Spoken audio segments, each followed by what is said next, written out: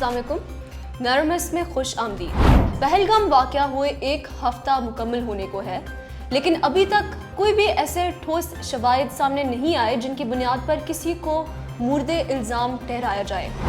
भारतीय मीडिया और सरकार ने रोज़े अव्वल से ही बिना किसी सबूत के पाकिस्तान को ही कसूरवार ठहराया हुआ है। इंडिया ने सिंध मुआहदे की मुअत्तली, वाघा अटारी बॉर्डर की बंदिश, वीज़ा पाबंदी और सिफारती अमले को कम करते हुए फौरी भारत से निकलने जैसा गैर सिफारती और जारहाना सियासी रद्द अमल दिया, जिसके जवाब में पाकिस्तान का फौरी रद्द अमल सामने आया, जो पाकिस्तानी और बैनुल अक़वामी तजिया निकारों के मफरूज़े को तक़वियत देता है कि पाकिस्तान किसी भी किस्म की जाहरियत के जवाब में खामोश नहीं रहेगा, बल्कि बराबर और इससे बढ़कर जवाब देगा।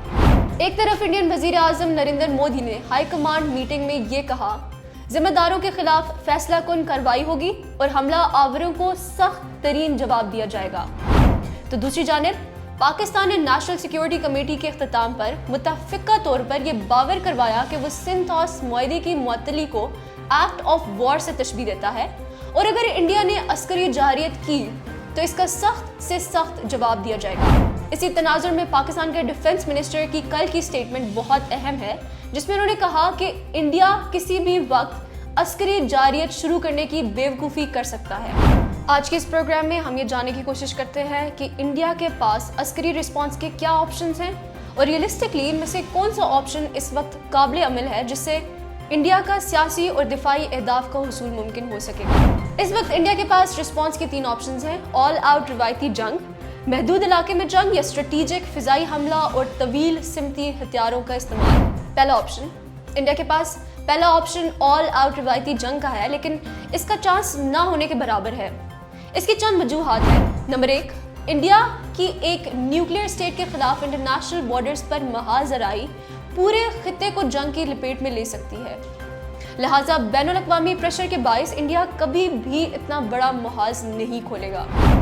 नंबर 2, इंडिया को पाकिस्तानी फौज और जंगी वसाइल पर अददी बर्तरी तो जरूर हासिल है, मगर इंटरनेशनल बॉर्डर और LOC पर दोनों अफवाज एक दूसरे के तकरीबन बराबर हैं। अपनी बर्तरी साबित करने के लिए इंडिया को ईस्टर्न कमांड से कुछ अफवाज लानी पड़ेंगी, जिसकी खातिर इसको अच्छा खासा वक्त दरकार होगा। इंडिया ने अपनी इस वल्नरेबिलिटी को कोल्ड स्टार्ट डॉक्ट्रिन से एड्रेस करने की कोशिश तो की है, मगर पाकिस्तान ने 2013 में जब से अज़्म नो की 4 वॉर गेम्स की हैं, वो किसी भी खतरे के लिए मुकम्मल तौर पर तैयार है। दूसरा ऑप्शन महदूद इलाके में जंग या लिमिटेड वॉर। इंडिया के पास दूसरा ऑप्शन एक महदूद इलाके में जंग छेड़ने का है, लेकिन अगर वो ये फैसला करता है तो वो ये जंग LOC के अतराफ में ही कर सकता है, यानी सियालकोट के महाज से लेकर शुमाल में सियाचिन के इलाके तक। अगर इंडिया ये जंग करता है तो कोई पोस्ट कैप्चर करेगा या किसी बड़े इलाके पर कब्जा करने की कोशिश करेगा। अगर तो वो किसी पोस्ट पर कब्जा करता है तो एक छोटे इलाके को कब्जा करने का कोई फायदा नहीं होगा, और LOC के साथ बहुत से ऐसे इलाके हैं जहां पाकिस्तान जवाब में इंडियन काबिज इलाके में कब्जा कर सकता है, और अगर इंडिया किसी ऑपरेशनली सिग्निफिकेंट इलाके पर कब्जा करने की कोशिश करेगा तो इससे ना सिर्फ जंग फैलेगी बल्कि इसको काबू में रखना इंडिया के लिए मुश्किल हो जाएगा। इसके अलावा लद्दाख में चीनी अफवाज की मौजूदगी में कुछ करना इंडिया के लिए एक 2 महाजी जंग शुरू करने के बराबर है, जो वो कभी नहीं चाहेगा, लिहाजा इंडिया का इस तरफ जाना मौजूदा हालात में मुमकिन नहीं। तीसरा ऑप्शन स्ट्रेटेजिक फिजाई हमला और तवील सिमती हथियारों का इस्तेमाल है। ये एक सबसे अहम और मुतवक्के जवाब हो सकता है।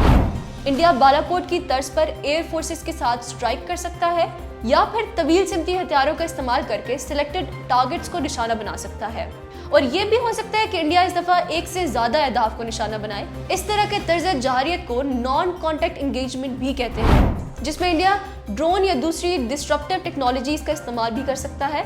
लेकिन यहाँ पर इंडिया ये सोचने पर मजबूर हो जाएगा कि पाकिस्तान ने अगर इसका जवाब दिया तो फिर इंडिया के पास मजीद कुछ करने के ऑप्शंस बहुत महदूद हो जाएंगे। लिमिटेड वॉर का छोटी फौज को एक फायदा ये है कि वो अपने महदूद वसाइल के साथ एक मुअस्सर जवाब देने की बेहतर पोजीशन में आ जाती है। सो इससे हम यह अखज़ कर सकते हैं कि इंडिया के पास अस्करी जाहरियत की कोई भी ऐसी ऑप्शन नहीं है जिसका जवाब पाकिस्तान ना दे सके। अगर इंडिया ने ऐसा कुछ करने की कोशिश की तो नुकसान दोनों तरफ होगा।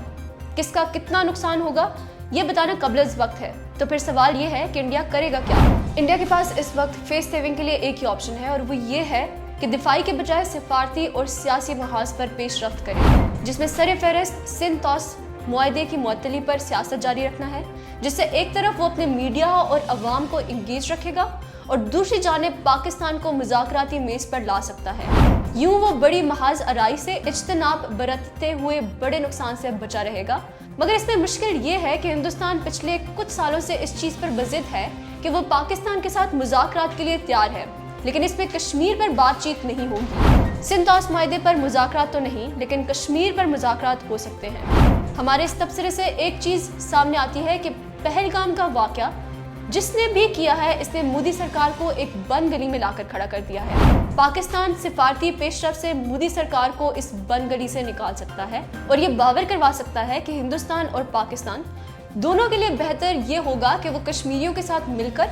कश्मीर के तनाज़ा पर बातचीत करें। जी नाज़रीन, आपकी नज़र में हालिया कशीदगी में इंडिया मज़ीद क्या रद्द-ए-अमल दे सकता है और क्यों?